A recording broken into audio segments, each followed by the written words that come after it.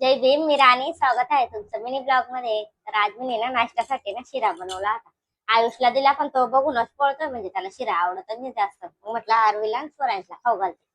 RV तर आता 12 वाजेला उठली, कारण ती ना रात्री लवकर झोपतच नाही याच्यासाठी. मॅडम मस्त आरामाने उठते. शाळेचं टेन्शन नाही ना अजून 1 वर्ष. मग तिची तिची बरोबर उठीन, सवय पडली की. असं. घे बेटा. कधीतरी आता नाश्त्याचे भांडे घासून घेतले आहे, त्याला लावून घेते. इतके भांडे लावले की जेवणाचे म्हणजे जसे तसे जमा होऊन जातील. म्हणजे 2-3 वेळेस घासते ना, संध्याकाळपर्यंत जितकेच्या तितके होऊन जातात भांडे. असं मुलांचं घर आहे, असं तर होणारच आहे. तर काय नाही. सरक बेटा. थांबा बेटा, थांबा. स्वयंपाक तर लवकरच होऊन गेला होता आज माझा, कारण आयुषच्या पप्पांचं आहे ना फिक्स राहत नाही, ते तेव्हा पण जेवायला येऊन जातात. त्याच्यासाठी स्वयंपाक लवकरच करून घेते. मग नाश्ता पण होऊन जातो आणि स्वयंपाक पण होऊन जातो सोबतच. आता भांडे लावल्यानंतर किचन साफ करून घेते. बघा माझा स्वयंपाक झालाय. भाजी, भात, चपात्या.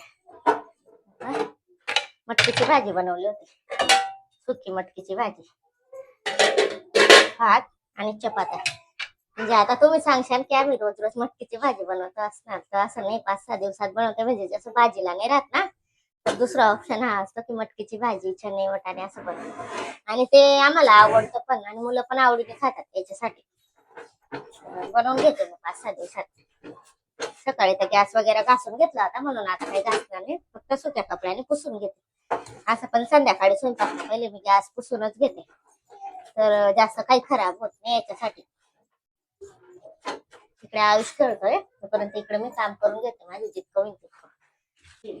आयुषचे पप्पा आज आहे ना घरी हेल्मेट विसरून गेले आहेत, तर सकाळचा हे घालून घालून फिरतोय. आता हेल्मेटचं काय करतो काय नाही हा बाबा, त्यालाच माहिती. त्याला तोडून टाकणार हा बेटा. आज ते ना घरी हेल्मेट विसरून गेले, म्हणून सकाळपासून त्याच्या खेळ हेल्मेट सोबतच चालू आहे. आज फेकतोय, उचलतो, फेकतो, लगेच घालतो. बाबू कुठे पळतोय हा बेटा? बाळा, भाऊ, चल. तर हा ब्लॉग मी इथे जॉईन करते. भेटूया नेक्स्ट ब्लॉग मध्ये. तोपर्यंत बाय.